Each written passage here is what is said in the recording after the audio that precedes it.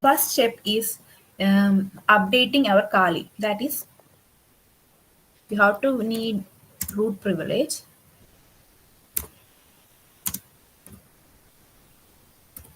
Sudo apt update. This is used for updating Kali, and it will tell how many packets is everything up to date, or is there still anything to upgrade. Everything it will be telling, and it will also take some time. And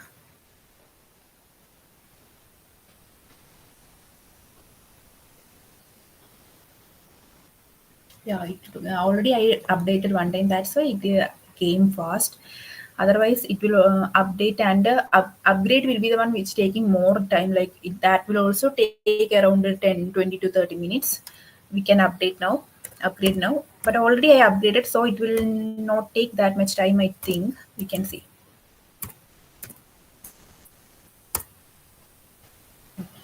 It is telling, do you have to continue? Yes, I give Y to 4 years, and it is continuing update.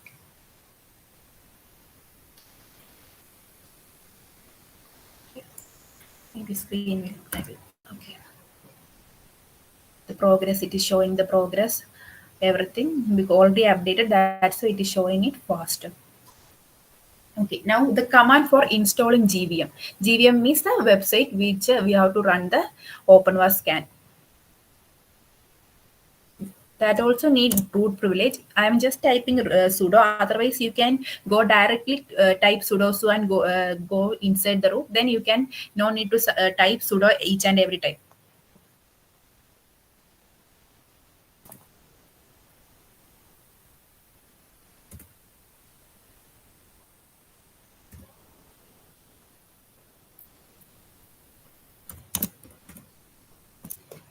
Sudo apt install GVM. It is a command for installing GVM, and sudo apt auto removes a command to remove that zip. It is showing the GVM is already up to date. The newest version is already running in the newest version because I already installed it. It will take time. That's why. And the next command is